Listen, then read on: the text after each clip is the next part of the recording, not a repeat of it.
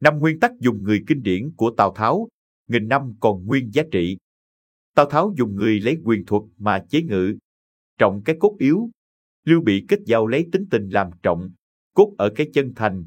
Tôn Quyền dùng người lấy ý khí làm đầu, trọng ở chí khí. Còn Gia Cát Lượng dùng người đã vận dụng sở trường của cả ba nhà, trích sự trác ký Triệu Dực. Tào Tháo là một trong những nhà chính trị, quân sự nổi tiếng của Trung Hoa. Dù mang tiếng đa nghi, gian trá, ông vẫn được đánh giá là người dũng cảm, mưu trí hơn người. Tào Tháo nổi tiếng với thuật dùng người. Tào Tháo biết nhìn người và rất biết cách dùng người. Trong quá trình chinh chiến, ông đã thu phục được nhiều hào kiệt, cả văn lẫn võ, làm người hỗ trợ đắc lực cho sự phát triển cơ nghiệp của mình. Về võ tướng, ông nắm trong tay Hạ Hầu Đôn, Tào Nhân, Tào Hồng, Trương Văn Viễn. Thậm chí, Tào Tháo còn nhiều lần tìm cách giữ lại tướng tài là Quan Vân Trường nhưng không thành. Về mưu sĩ, ông có Hí Chí Tài, Quách Gia, Tuân Úc Phụng Sự. Những người này được đánh giá có năng lực không thua kém so với Khổng Minh, Gia Cát Lượng và Phượng Sô Bàn Thống. Nhờ có sự phò trợ của những người thực sự giỏi, Tào Tháo mới có thể hoàn thành sự nghiệp thống nhất miền Bắc. Hãy cùng chúng tôi chiêm nghiệm một số thuật dùng người của ông. 1. Trọng dụng người tài nhưng phải có phẩm chất đạo đức. Tào Tháo yêu người tài, khắc người tài, tìm mọi cách để có được người tài. Tuy nhiên, không phải cứ người có tài là Tào Tháo thu dụng. Nguyên tắc trong việc tuyển chọn người tài của Tào Tháo chính là phẩm chất đạo đức của người đó phải ở mức chấp nhận được. Ít nhất phải là kẻ trung thành tuyệt đối với quốc gia và chủ nhân, không phản trắc hai lòng. Đây chính là một trong những nguyên nhân khiến Tào Tháo quyết định giết chết Lã Bố chiến thần trong bộ tiểu thuyết kinh điển Tam Quốc diễn nghĩa của La Quán Trung.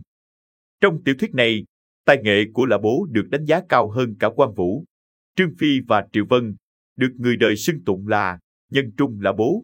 Mã Trung Xích Thố, hàm ý trong số các dũng tướng đương thời không ai có thể so được với Lã Bố. Trong các loại tuấn mã, không loại tuấn mã nào có thể so với ngựa Xích Thố. Điều này đủ thấy Lã Bố là một nhân tài cực kỳ hiếm gặp. Tuy nhiên, mặc dù là một chiến thần bất khả chiến bại, song Lã Bố lại nổi tiếng là kẻ ăn ở phản trắc.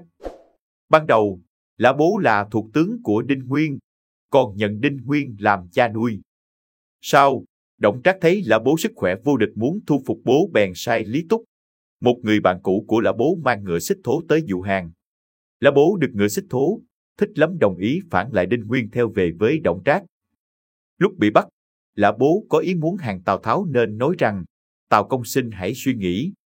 Dũng tướng trên đời này không ai bằng được bố này. Nay bố đã đầu hàng Tào công. Tào công là đại tướng, bố là phó tướng thì lấy thiên hạ dễ như trở bàn tay. Tào Tháo nghe Lã Bố nói vậy thì không thể hiện thái độ gì mà quay sang hỏi Lưu Bị đang đứng ở bên rằng, ông thấy nên làm thế nào? Lưu Bị cho rằng, Lã Bố là một kẻ phản phúc vô thường, là loài rắn độc lan sói, sẵn sàng bán chủ cầu vinh không đáng để dùng. Tào Tháo liền quyết định hạ lệnh giết chết Lã Bố. Hình phạt mà Tháo dành cho Lã Bố cũng rất nặng nề, trước treo cổ cho chết, sau đó mới chặt đầu. Điều này cho thấy, với những kẻ có tài mà phẩm chất tầm thường, sẵn sàng bán chủ cầu vinh như Lã Bố, Tào Tháo cực kỳ căm ghét và sẵn sàng trừng trị một cách tàn nhẫn.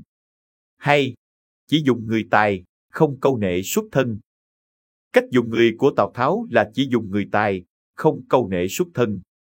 Cách dùng người của Tháo rõ ràng là đã phá mạnh mẽ cách dùng người đức trị và lễ trị của triều đình nhà Hán. Cuộc đối đầu của Tào Tháo với Đổng Trác và Viên Thiệu là đại biểu cho hai thế lực dân thường và giới sĩ tộc lúc đó. Đổng Trác từng là thứ sử Tây Lương, còn Viên Thiệu nhà ba đời làm đến tam công. Cái hay của Tháo so với Thiệu là Tháo cũng dùng người thân thích nhưng đã dùng thì tin tưởng. Điều ấy phù hợp với câu đã dùng thì phải tin, nếu không tin thì đừng dùng của Tào Tháo. Ai nói Tào Tháo đa nghi thì đa nghi cái khác. Chứ trong cách dùng người, mua chuộc lòng người và tin tưởng khi dùng người thì lại là tuyệt đối. Nhờ đó mà Tào Tháo không những bình định Trung Nguyên mà còn thu hút hàng loạt danh tướng cũng như mưu sĩ hàng đầu Trung Nguyên về dưới trướng, như Từ Hoảng, Trương Liêu, Vu Cấm, Hứa Chử, Trình Dục, Quách Gia, Tuân Du, Tuân Úc, Lưu Hoa, Giả Hữu. Điều đó nói nên rằng, chẳng có sự lựa chọn nào thật sự toàn mỹ trong cách dùng người, từ ưu ái thân tộc tới tự do, bình đẳng, bác ái. Mầm loạn lúc nào cũng tiềm ẩn và sẵn sàng bộc phát. nên sự khéo léo trong dung hòa và chế ngự những mối nguy ấy mới là quan trọng. Tào Tháo, với quyền thuật của mình, có thể xem là đã đạt đến được cảnh giới ấy. 3. Tài nhưng phải tuân phục và nghe lời. Phục vụ dưới trướng Tào Tháo có Dương Tu, là người có tài nhiều lần khiến Tào Tháo ngậm bồ hòn làm ngọt bằng những xử lý tình huống rất thông minh của mình. Không rõ là vì cái tôi của mình hay vì không ưa Tào Tháo mà Dương Tu thường hay tạo ác cảm với Tào Tháo bằng những việc nhỏ như vậy, như kiểu Trạng Quỳnh lẫm chú Trịnh. Tuy nhiên, có ý kiến cho rằng Dương Tu vì kiêu ngạo, cậy tài văn chương, chữ nghĩa nên về sau đã chuốc vạ vào thân. Lần đó, Tào Tháo đem binh ra chặn Lưu Bị nhưng đánh thua mấy trận đành phải cắm trại cố thủ. Thời gian trôi qua, không thay đổi được tình hình chiến trường đâm ra chán chường, có ý muốn rút nhưng lại ngại xấu hổ trước ba quân thần. Buổi tối, tướng Hạ Hầu Đôn vào trướng xin khẩu lệnh ban đêm cho doanh trại. Tào Tháo ngần ngừ một lúc rồi nói, kê cân, gân gà. Hạ Hầu Đôn thấy khẩu lệnh này lạ lùng quá bèn thắc mắc đem hỏi Dương Tu. Dương Tu cười lớn rồi bảo Hạ Hầu Đôn chuẩn bị gói ghém đồ đạc, kẻo nội trong 3 ngày nữa Tào Tháo sẽ hạ lệnh rút quân. Dương Tu giải thích rằng khẩu lệnh gân gà nói lên tâm trạng của Tào Tháo, vừa muốn rút quân, vừa ngại mang tiếng giống như gân gà, ăn thì không có vị, bỏ đi thì thấy tiếc. Tào Tháo nghe tin, tức giận vì tim đen của mình bị Dương Tu moi ra cho mọi người biết, nên lấy cớ là Dương Tu phao tin làm loạn lòng quân, đem ra chém đầu. Qua đây mới thấy cách dùng người của Tào Tháo vẫn là tài nhưng mà phải tuân phục, nghe lời. Dương Tu cùng với Tuân Úc là hai người tạo dựng sự nghiệp của mình khi phục vụ cho Tào Tháo nhưng vẫn luôn phản đối gay gắt khi Tào Tháo có ý định phế Hán, tiếp ngôi, điều khiến Tào Tháo rất thất vọng vì cho thấy người tài không phục mình. 4. Không bao giờ để người tài giỏi lọt vào tay kẻ khác. Tào Tháo luôn tìm đủ mọi cách để truy tìm tung tích của Tư Mã Ý để rồi kiểm soát, nắm ý trong lòng bàn tay. Tư Mã Ý là nhà chính trị, nhà quân sự kiệt xuất phục vụ nước Tào Ngụy thời kỳ Tam Quốc trong lịch sử Trung Quốc. Tư Mã Ý là người có công lớn bảo vệ được Tào Ngụy trước các cuộc bắt phạt của Gia Cát Lượng. Vì biết được tài năng của Tư Mã Ý mà Tháo đã tìm đủ mọi cách để kiểm soát Tư Mã Ý, không cho ý thuộc về tay của Lưu Bị, Tôn Quyền để tránh những tai họa sau này.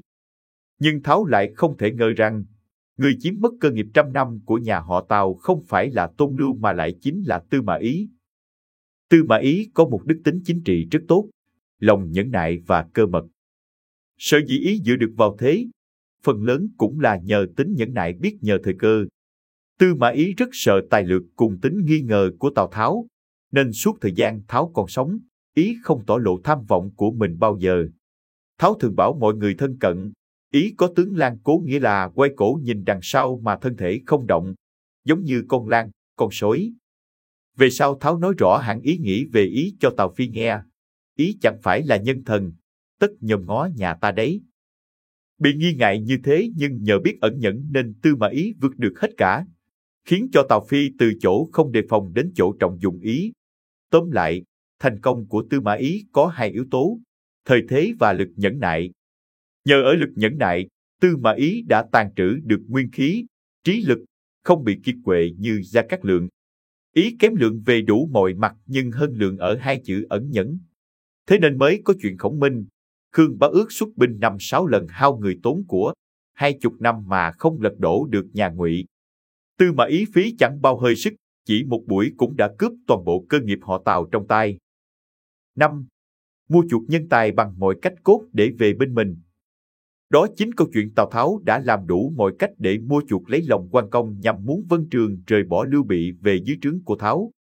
Từ chuyện khoản đãi Quan Công 3 ngày một tiệc nhỏ, 5 ngày một tiệc lớn, lại đưa 10 người con gái đẹp đến phủ để hầu hạ, vàng bạc, châu báu ban thưởng biết bao nhiêu không kể xiết.